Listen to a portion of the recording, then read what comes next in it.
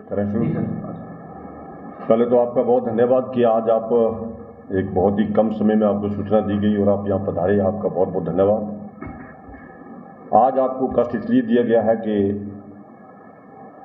Bharatiya Janata party की जो हमारे मोर्चे हैं उनका पिछले दिनों से लगातार विभिन्न मोर्चों के हमारे सम्मेलन जो है वो आयोजित होते जा रहे हैं। उसी कड़ी में इसी महीने की 11 तारीख को भारतीय जनता पार्टी महिला मोर्चा मंडल देरा का यहाँ पर सम्मेलन रखा गया है। उस कड़ी में यहाँ पर मुख्य अतिथि के तौर पर हमारे केंद्रीय मंत्री, यहाँ के हमारे लोकप्रिय सांसद श्रीमान अनुराग ठाकुर जी वो यहाँ पर उपस्थित रहेंगे और उनके साथ हमारे प्रदेश के भारतीय जनता पार्टी के प्रभारी श्रीमान अविनाश राय खन्ना जी वो भी विशेष तौर पर यहाँ पर उस कार्यक्रम में शामिल होंगे। उसी दिन जहाँ ये महिला मोर्चा का एक सम्मेलन वहाँ पर आयोजित होगा, साथ ही जिला का हमारा कार्यालय जो है, जो यहाँ हमने साथ ही भवन है बिजली का जो हमारा प्रोजेक्ट यहाँ पर लगा हुआ है सब स्टेशन, उसके साथ उसका भी शुभारंभ 11 तारीख से आदरणीय श्री अविनाश राय खन्ना जी और अनुराग ठाकुर जी के कर कमलों द्वारा उसका भी शुभारंभ किया जाएगा। आज आपको इसी निमित्त यहाँ पर बात करने के लिए कष्ट दिया है।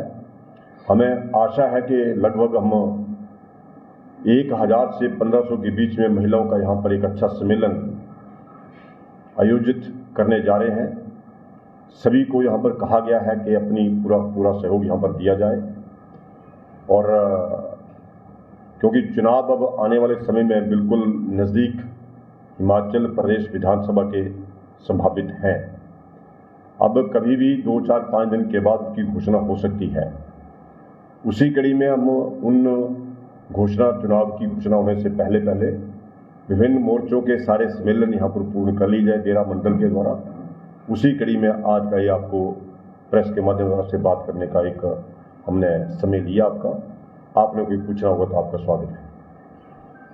तो विधानसभा चुनाव है और भारतीय जनता पार्टी की क्या स्ट्रेटेजीज है करने के लिए? भारतीय जनता पार्टी पूरे देश में एक नए कीर्तिमान स्थापित करती जा रही है और आपने देखा हाल ही में जो पीछे चुनाव विभिन्न राज्यों के हुए, 5 राज्यों के चुनाव हुए, नया इतिहास वहां पर भारतीय जनता पार्टी ने रचा है। जो कई सालों तक कभी कोई पार्टी अपनी सरकार को रिपीट नहीं कर पाई थी, भारतीय जनता पार्टी ने जहां उत्तर प्रदेश में 2/3 बहुमत से ऊपर, उत्तराखंड में 2/3 बहुमत के ऊपर, गोवा में कभी सरकार बनती नहीं थी वहाँ सरकार बनाई, मणिपुर में जहाँ सरकार कभी रिपीट होती नहीं थी वहाँ सरकार बनाई, यानी कि 5 राज्यों में से 4 राज्यों के ऊपर भारतीय जनता पार्टी सरकारें रिपीट की हैं। एक बहुत बड़ा कीर्तिमान स्थापित किया है। जो एक नारा 2014 के उस लोकसभा के चुनाव में हमारे प्रधानमंत्री और उसमें के हमारे प्रधानमंत्री पद के उम्मीदवार आदरणीय नरेंद्र भाई मोदी जी ने नारा दिया था कि इस देश को कांग्रेस मुक्त करना है। ये देश जो है निश्चित तौर पर जनता के सहयोग से पूरे देश में कांग्रेस मुक्त होने की ओर अग्रसर है और मुझे लगता है कि आने वाले समय के लिए कोई ज़्यादा समय लगने वाला नहीं है। कांग्रेस की नीतियों के से, कांग्रेस के नेतृत्व से, कांग्रेस पार्टी की जो गलत विचारधारा में कहूँगा रही है इस देश के लिए, उसको छोड़ते हुए जहां भारतीय जनता पार्टी में शामिल हो रहे हैं, उन्होंने देखा कि इस देश का मान सम्मान, इस देश की विकास के लिए, इस देश का गौरव पूरे विश्व में बढ़ाने के लिए कौन सही नेता है। और आज हमें खुशी है इस बात की, हमें गर्व है, हमें गौरव है कि हिंदुस्तान के नहीं पूरे विश्व के सबसे नंबर 1 जो नेता आंके गए हैं विभिन्न सर्वे के अनुसार, वो नरेंद्र भाई मोदी जी आंके गए हैं। इसकी भी उनको बधाई, भी देश को बधाई। और इसी कड़ी में भारतीय जनता पार्टी हिमाचल प्रदेश में भी पहली बार ये 1970 के बाद फिर से सरकार बनाने की ओर अग्रसर है। हिमाचल प्रदेश में भारतीय जनता पार्टी की सरकार फिर से बन रही है, ये मैं दावे के साथ कह सकता हूँ। सर, वर्ष 2019 के बाद सीएम जो है देरा हल्के में नहीं आए हैं, तो मतलब ये चर्चा है कि मंडल और विधायक के बीच जो खींचतान की है उसके कारण ये दौरा बाबरात हो रहा है। इस पर आपका क्या मतलब नजरिया, क्या कहना चाहेंगे इस पर? नहीं, आपने बात ठीक कही है। कई बार होता है ऐसा, ये तो उनको भी चाहिए था कि जब भारतीय जनता पार्टी में शामिल हो गए हैं तो कम से कम मंडल को साथ लेके चलते। ऐसी कमी ही तो उनकी ओर से रही है। मंडल की ओर से कोई कमी नहीं है, लेकिन मुख्यमंत्री जी ने ऐसा नहीं, 3 बार मुख्यमंत्री देरा का दौरा कर चुके हैं, 3 बार यहाँ आ चुके हैं, विभिन्न योजनाओं का वहाँ पर उद्घाटन घोषणाएं की थी, उनको पूरा भी किया गया है। अभी आने वाले थे जो 6 या 7 तारीख को कार्यक्रम बना था, लेकिन अकस्मात प्रधानमंत्री का कार्यक्रम जो है वो आ गया था नरेंद्र भाई मोदी जी का बिलासपुर में, इसलिए उसको स्थगित करना पड़ा है। मुझे लगता है कि आने वाले समय के लिए निश्चित तौर पर उनका कार्यक्रम, उस कार्यक्रम में अनुराग जी भी शामिल होंगे, ऐसा मुझे संदेश है कि कोई ना कोई दिनांक उसके लिए मिल जाएगी। तो जैसे कि क्या मतलब जैसे कि अभी आएंगे, दौरा तय होगा, तो उसके अनुसार जो सीयू का क्या भूमि पूजन भी तो साथ संभव है कि नहीं है? मुझे लगता नहीं, क्यों काम शुरू हो चुका है, यहाँ पर भूमि पूजन की कोई आवश्यकता है भी नहीं, फिर भी हम चाहेंगे तो करने में कोई बुराई भी नहीं है, क्योंकि एक बहुत बड़ा सपना देरा का यहाँ पर साकार हुआ है। कई वर्षों से लंबित मामला हमारा ये हल हुआ है। उसके लिए जहाँ प्रदेश की सरकार को, जयराम जी को, जहाँ मुख्यमंत्री जी हैं अनुराग ठाकुर जी को मैं धन्यवाद देता हूँ, आभार व्यक्त करता हूँ, भारत सरकार का आभार व्यक्त करता हूँ कि वो काम शुरू हो गया है। भूमि पूजन करना चाहे तो बुरी बात भी नहीं है, तो उसमें काम शुरू हो चुका है केंद्रीय विश्वविद्यालय का। ये देरा की जनता को बहुत बहुत बधाई, हार्दिक शुभकामनाएं। सर, उम्मीदवारों की घोषणा कब तक संभव है? ये तो हाईकमांड का विषय है, हमारा विषय नहीं है। रविंदर रवि जी कहाँ से चुनाव लड़ रहे हैं, हर बार का यही क्वेश्चन होता है, जनता के बीच में प्रश्न है। अब तो मीडिया भी थक गई है आपसे पूछ के। नहीं, आपका हक पूछना है और मेरा अपने ढंग से जवाब देने का मुझे भी अधिकार है। तो ये पार्टी निर्णय करती है, हमारी हाईकमान निर्णय करती है। अभी कहीं भी किसी भी पार्टी ने कोई उम्मीदवार तय नहीं किए। जल्दी आपको मुझे लगता है 5, 7, 10 दिन के अंदर आपको इसकी सूचना मिल जाएगी, क्योंकि लिस्ट सारी जारी होती है। जो केंद्रीय चुनाव समिति हमारी है भारतीय जनता पार्टी की, जिसके अध्यक्ष हमारे प्रदेश के हमारे बहुत ही सशक्त और राष्ट्रीय अध्यक्ष हैं जगत प्रकाश नड्डा जी, उनकी अध्यक्षता में मीटिंग होगी और उसके बाद जो है किसको कहाँ से चुनाव लड़ाना है वो उन्हीं के द्वारा तय किया जाएगा। ये हमारी ओर से कोई ऐसी ना तो हम कह सकते हैं, ना बोल सकते हैं, ना घोषणा कर सकते हैं। सर, प्रदेश में जो भाजपा सरकार बनी थी 2017 में, तो लोगों को, देरा के लोगों को उम्मीद थी कि यहाँ पर भी कुछ विकास होगा, या जो बाकी बड़े इलाके हैं जैसे पालमपुर है, नूरपुर है, कांगड़ा है, दूसरे इलाकों के साथ चल पड़ेगा। लेकिन ऐसा क्या 5 साल में हो रहा, क्यों फिर पिछड़ता जा रहा है? नहीं, मैं ऐसा नहीं मानता, पिछड़ा नहीं है, लेकिन जो प्रतिनिधि यहाँ की जनता ने पसंद किया, हुंकारा तो बड़ी भरी गई, धरती पर, जमीन पर कोई परिणाम सामने आए नहीं। लेकिन जो योजना मेरे द्वारा प्राथमिकता में डाली गई थी, विधायक प्राथमिकता में, वो सारी की सारी तमाम स्वीकृत है, मेरे पास सारा डिटेल आ चुकी है। और सबसे बड़ी पेयजल की योजना देरा विधानसभा क्षेत्र की, जो बनखंडी में पूर्व के मुख्यमंत्री, जो मेरी एमएलए प्रायोरिटी में थी, जिसका काम आज शुरू है, युद्ध स्तर पर शुरू है। वहीं से आप लगा सकते हैं कि नबार्ड के माध्यम से, जल जीवन मिशन के माध्यम से उसका काम शुरू हो चुका है। ऐसे अन्य भी, चाहे सड़कें हैं, चाहे पुल हैं, या अन्य विषय हैं। आपने देखा सेंट्रल रोड फंड का पैसा यहाँ पर आया, लेकिन उसके बाद किसी ने कोई चाहिए तो जहाँ का जो प्रतिनिधि बनता है, चुना जाता है, विधानसभा जाके कैसी बात रखते हैं, अपनी बात रखने का ढंग और अपनी सरकार से मनवाने का ढंग। जब ऐसा कोई व्यक्ति पूरे प्रदेश में, देश में कहेगा अपनी सरकार को, अपनी सरकार का समर्थन लेते हुए कि ये मंत्री चोर, ये मंत्री चोर, ये सरकार चोर, ऐसा कहेगा, तो फिर आप उसका अंदाजा खुद ही लगा सकते हैं कि उसका आने वाले समय परिणाम क्या निकलेगा। तो ये सोच यहाँ पर जो है, एक उस सोच को बदलने की आवश्यकता है। बाकी विकास के मामले में देरा पिछड़ा नहीं है। आपने देखा यहाँ पर देरा में 2 नेशनल हाईवे निकलते हैं, सेंट्रल रोड फंड का पैसा देरा में मिला है, अन्य योजनाओं के माध्यम से यहाँ मिला है। ये ठीक है, अन्य क्षेत्रों में डेवलपमेंट की पहले देरा केंद्र बिंदु था, पालमपुर केंद्र बिंदु था, नूरपुर केंद्र बिंदु था, कांगड़ा धर्मशाला केंद्र बिंदु था। तो वहां से जो कार्यालय अन्य विधानसभा क्षेत्रों में बने, स्वाभाविक है, जो देरा में बने तो बने, लेकिन अन्य क्षेत्रों में मांग रखी, वहां पर उसको सरकार ने माना, मुख्यमंत्री ने माना। तो उसके कारण यहाँ पर थोड़ा सा लगता है सभी को कि ऐसी कमी कोई है, लेकिन कमी में मानता नहीं। आने वाले समय के लिए देरा में जो केंद्र बन गया, ये अन्य विभाग जो विभिन्न विधानसभा क्षेत्रों में खुले हैं, उसके अंतर्गत उनका अगला जो मुख्यालय होगा वो देरा में होगा, ऐसा मैं कह सकता हूँ। सर, मौजूदा विधायक पर बात करते हैं आप इस चीज के लिए कि विकास नहीं हुआ? नहीं, वार नहीं करता हूँ मैं, तो जो प्रश्न किया उसका जवाब देता हूँ। वार करने के मैं, ना तो मेरी प्रकृति, मेरी अपनी इसमें शैली में है, और ना मैं करता हूँ। मैं तो सही मायने में सच्ची जो बात होती है उसको कहने की कोशिश करता हूँ। अगर सही ढंग से चुने प्रतिनिधि अपनी बात को रखेंगे तो उसको मानने में ना अधिकारी मना करते हैं, ना सरकार मना करती है, चाहे दल कोई भी हो। तो सरकार ही मानती है और साथ में अधिकारी मानते हैं। उन्होंने कई मुद्दे उठाए थे, जैसे पौंग बांध विस्थापित होगा या सीमेंट का या कुछ ऐसे मुद्दे थे, तो उस पर कुछ बाद में उन्होंने चुप्पी साध ली। इस पर क्या कहेंगे? ये तो जवाब वही दे सकते हैं, चुप्पी साधी क्यों साधी है? लोगों को गुमराह कब तक करते रहेंगे? लोगों को गुमराह कब तक करते रहेंगे? सर, रविंदर सिंह रवि बहुत बड़ा नाम, काफी भारी नाम है, परंतु रविंदर सिंह रवि के भार को क्या कम आंक रही है भारतीय जनता पार्टी? नहीं, मैं नहीं कहता मेरा बहुत भारी नाम है। ठीक है, आपका धन्यवाद है कि आपने आंकलन किया है। मेरा काम कोशिश करना है, काम करना है थोड़ा कि काम करने में कभी जहां हाँ कर दी है, किसी भी स्थान पर रहा, मैं किसी पद पर रहा, वो काम पूरा हुआ है, ये विश्वास जनता में गया है। उस कड़ी में सभी कहते हैं कि नहीं भाई, यहां बात करेंगे इसका कोई परिणाम जो ठीक निकलेगा। उस कड़ी में मैंने जनता की सेवा करने में कोशिश की है। मैं मानता हूँ पार्टी ने मुझे बहुत बड़ा मान सम्मान दिया है, मैं कैसे उसको कम मांगू? 6 बार टिकट मिलना लगातार बहुत कम होता है।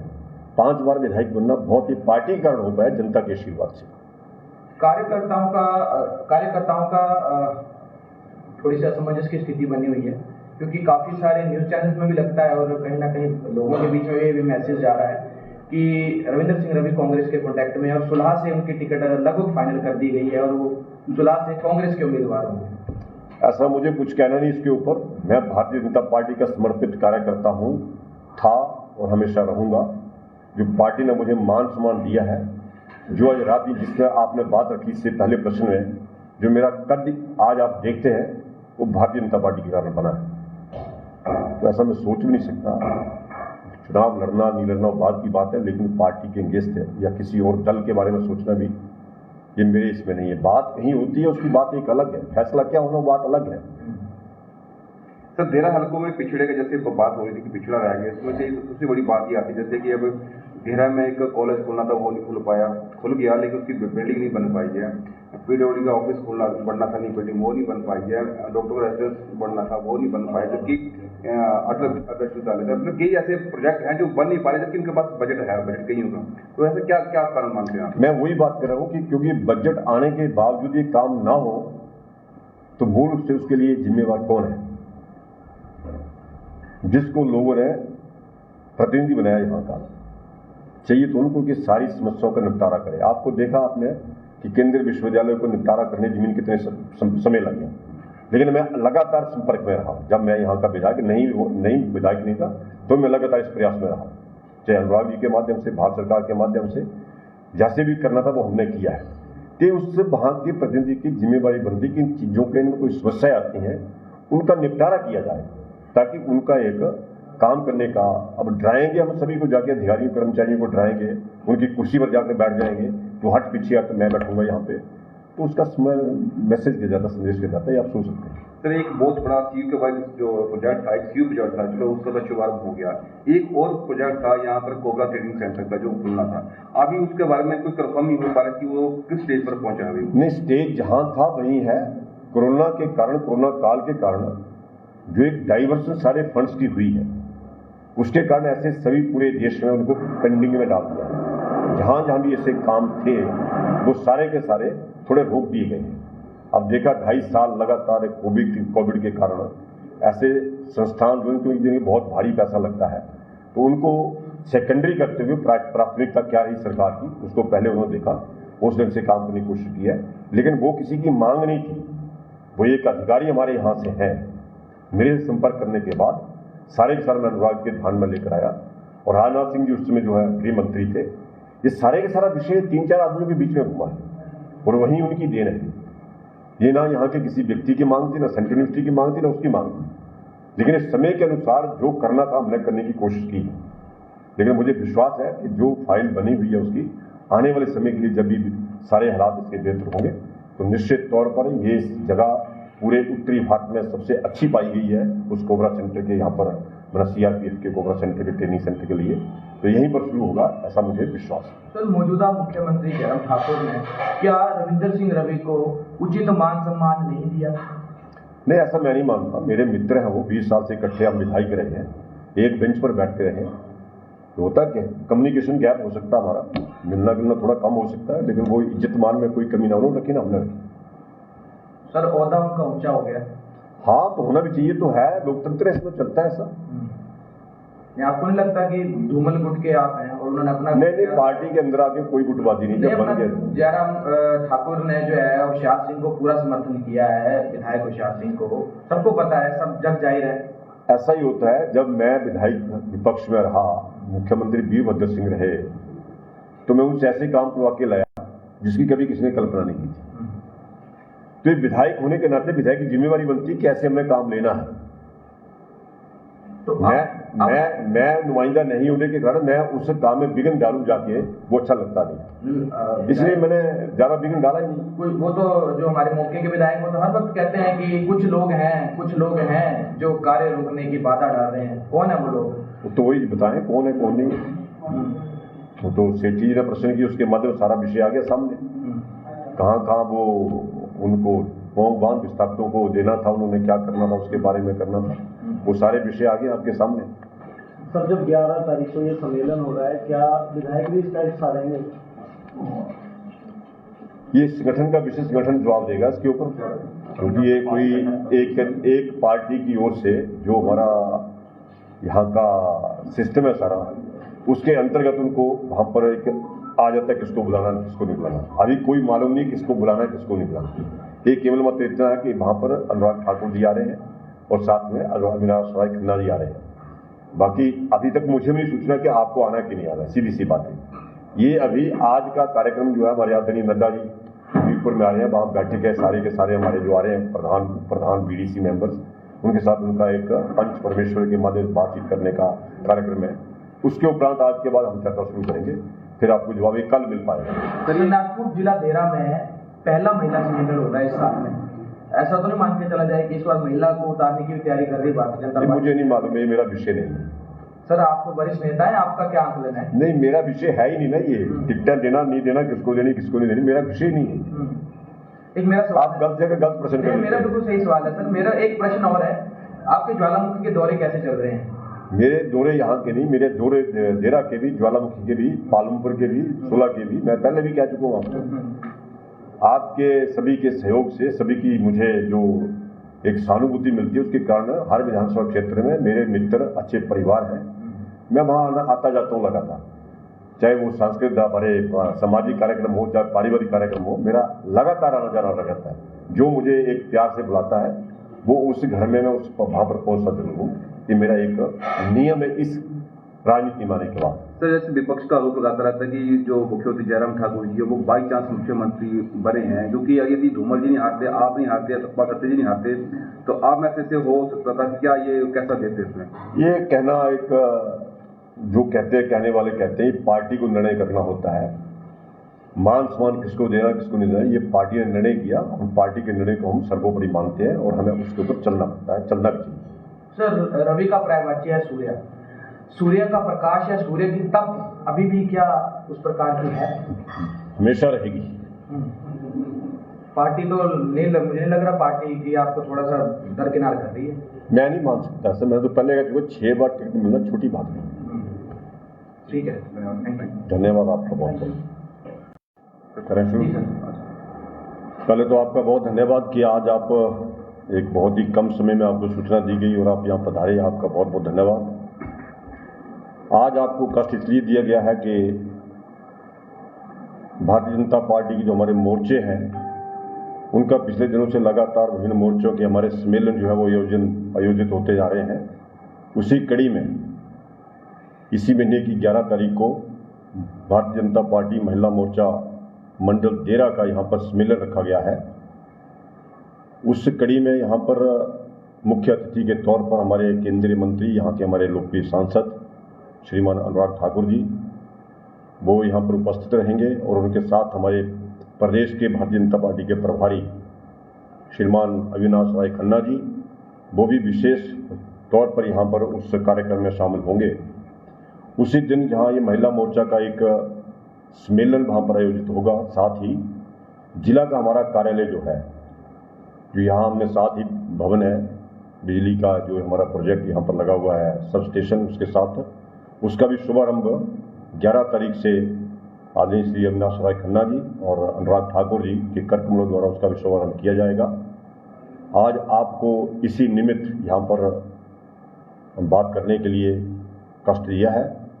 हमें आशा है कि लगभग हम 1000 से 1500 के बीच में महिलाओं का यहाँ पर एक अच्छा सम्मेलन आयोजित करने जा रहे हैं। सभी को यहाँ पर कहा गया है कि अपनी पूरा सहयोग यहाँ पर दिया जाए और क्योंकि चुनाव अब आने वाले समय में बिल्कुल नज़दीक हिमाचल प्रदेश विधानसभा के संभावित हैं। अब कभी भी 2, 4, 5 दिन के बाद उसकी घोषणा हो सकती है। उसी कड़ी में हम उन चुनाव की घोषणा होने से पहले विभिन्न मोर्चों के सारे सम्मेलन यहाँ पर पूर्ण कर ली जाए देरा मंडल के द्वारा।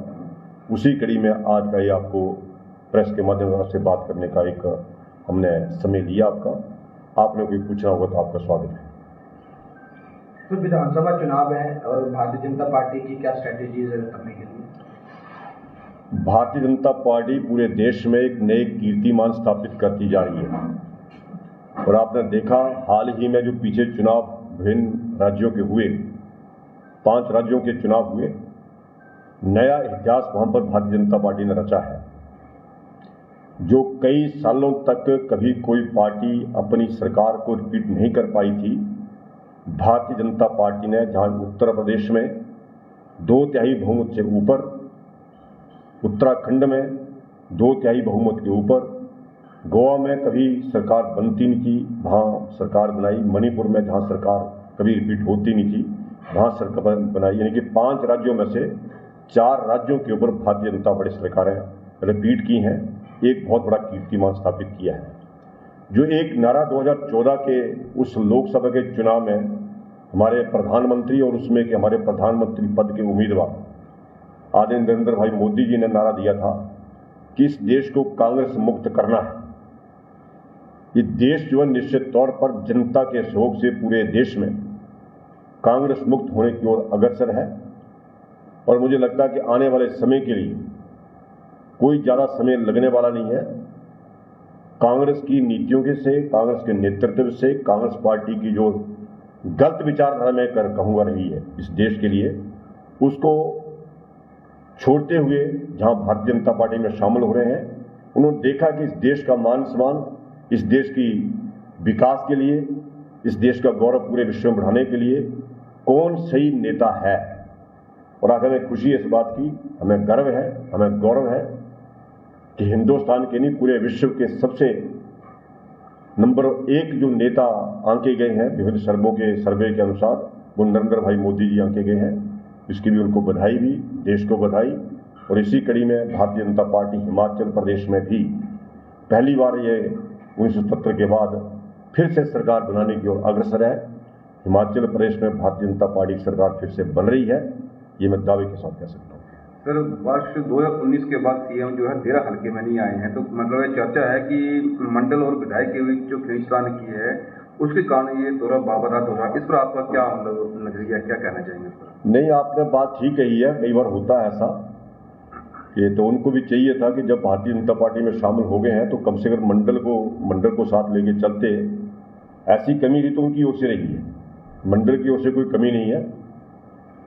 लेकिन मुख्यमंत्री ने ऐसा नहीं, 3 बार मुख्यमंत्री देरा का दौरा कर चुके हैं, 3 बार यहाँ आ चुके हैं। विभिन्न योजनाओं का वहां पर उद्घाटन घोषणाएं की थी, उनको पूरा भी किया गया है। अभी आने वाले थे जो 6 या 7 तारीख को कार्यक्रम बना था, लेकिन अकस्मात प्रधानमंत्री का कार्यक्रम जो है वो आ गया था नरेंद्र भाई मोदी जी का बिलासपुर में, इसलिए उसको स्थगित करना पड़ा है।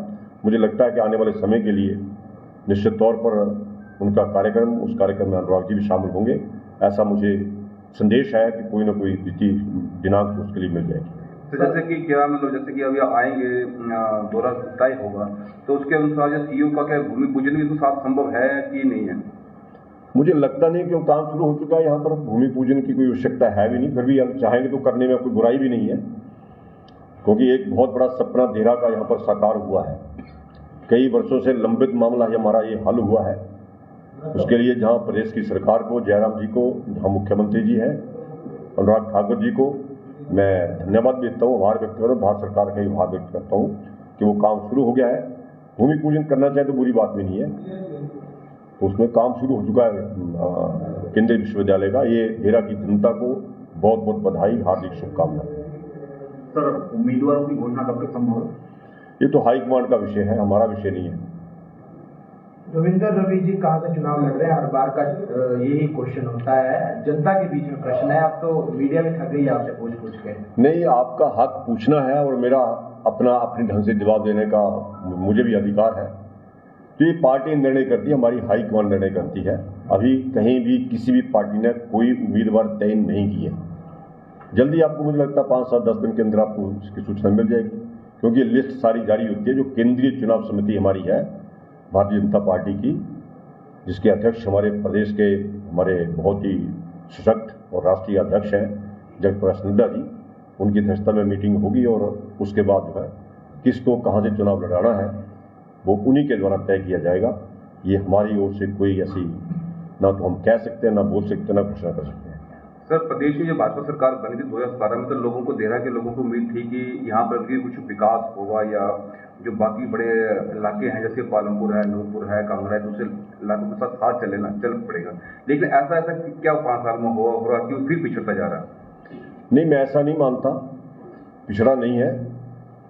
लेकिन जो प्रतिनिधि यहाँ की जनता ने पसंद किया, हुंकारें तो बड़ी भरी गई, धरती पर, जमीन पर कोई परिणाम सामने आए नहीं। लेकिन जो योजना मेरे द्वारा प्राथमिकता में डाली गई थी, विधायक प्राथमिकता में, वो सारी की सारी तमाम स्वीकृत है, मेरे पास सारा डिटेल आ चुकी है। और सबसे बड़ी पेयजल की योजना देहरा विधानसभा क्षेत्र की, जो बनखंडी में पूर्व के मुख्यमंत्री, जो मेरी एमएलए प्रायोरिटी में थी, जिसका काम आज शुरू है, युद्ध स्तर पर शुरू है।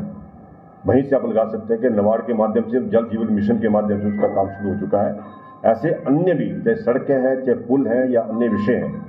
आपने देखा सेंट्रल रोड फंड का पैसा यहाँ पर आया, लेकिन उसके बाद किसी ने कोई चाहिए तो जहाँ का जो प्रतिनिधि बनता है, चुना जाता है, विधानसभा जाके कैसी बात रखते हैं, अपनी बात रखने का ढंग और अपनी सरकार से मनवाने का ढंग। जब ऐसा कोई व्यक्ति पूरे प्रदेश में, देश में कहेगा अपनी सरकार को, अपनी सरकार का समर्थन लेते हुए कि ये मंत्री चोर, ये मंत्री चोर, ये सरकार चोर, ऐसा कहेगा, तो फिर आप उसका अंदाजा खुद ही लगा सकते हैं कि उसका आने वाले समय परिणाम क्या निकलेगा। तो ये सोच यहाँ पर जो है, एक उस सोच को बदलने की आवश्यकता है। बाकी विकास के मामले में देहरा पिछड़ा नहीं है। आपने देखा यहाँ पर देहरा में 2 नेशनल हाईवे निकलते हैं, सेंट्रल रोड फंड का पैसा देहरा में मिला है, अन्य योजनाओं के माध्यम से यहाँ मिला है। ये ठीक है, अन्य क्षेत्रों में डेवलपमेंट के पहले देहरा केंद्र बिंदु था, पालमपुर केंद्र बिंदु था, नूरपुर केंद्र बिंदु था।